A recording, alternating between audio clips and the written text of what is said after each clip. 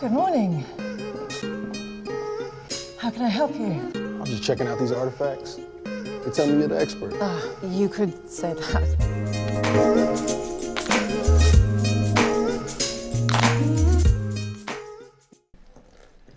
They're beautiful. Where's this one from? The Bobo Ashanti tribe, present-day Ghana, 19th century. For real? And what about this one? That one's from the Edo people of Benin, 16th century. Now, tell me about this one. Also from Benin, 7th century. Fula tribe, I believe. Nah. I beg your pardon. It was taken by British soldiers in Benin, but it's from Wakanda, and it's made out of vibranium. Thank you for joining me here at Think Museums. That scene on the movie Black Panther clearly depicts the status of object collections in museums. A lot of the objects that are collected, especially in the museums in the West, in Europe and America, they were collected in very sinister and violent way, because a whole populations of communities were either killed or moved from one spot to another for them to be able to collect these objects. And why are we talking about this in the 21st century? Because a lot of these objects, especially objects from Africa, they are living objects. As we talk about artifacts or museums objects that have been collected from Africa through punitive expeditions like in Nigeria, in Benin, and or human remains being collected through acts of war. These are some of the things that happened, and a lot of communities in the global south are trying to have a closure to this, trying to get their objects back to their point of origin. And when we talk about these objects that are hosted in these museums or housed in these museums in the West, most museums or most objects that have been collected from parts of, especially Africa, we always refer to them as living objects because they're used in different ceremonies and they represent different spirits and all that.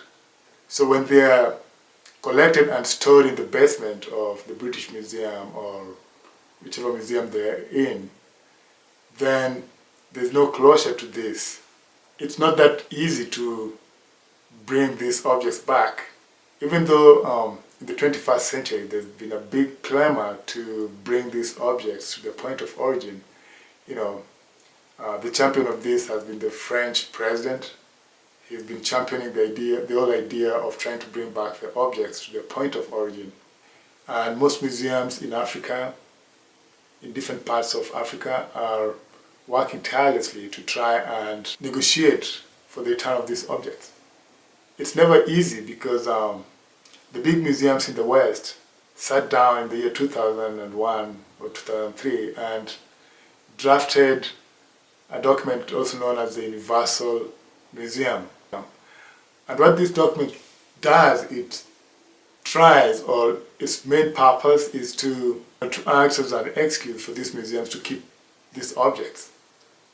And it talked about that this object, either through gift or sale or through, other ways that they came to be found there, are part and parcel of the heritage of those countries or countries that are hosting them right now. So they're part and parcel of their culture or heritage, if you want to put it like that. So they don't think it's right for them to return these objects where they came from. But there's a big impact in terms of where these objects came from.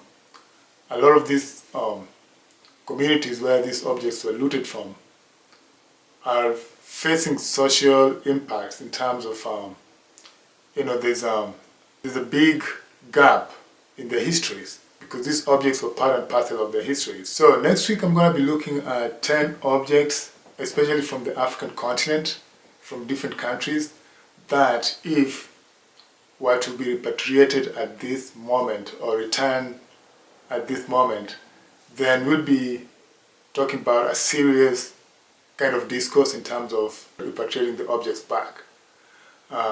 As it is right now, it looks like it's more of a rhetoric, and the objects that we have seen being returned are normally done by private individual on their own private capacity,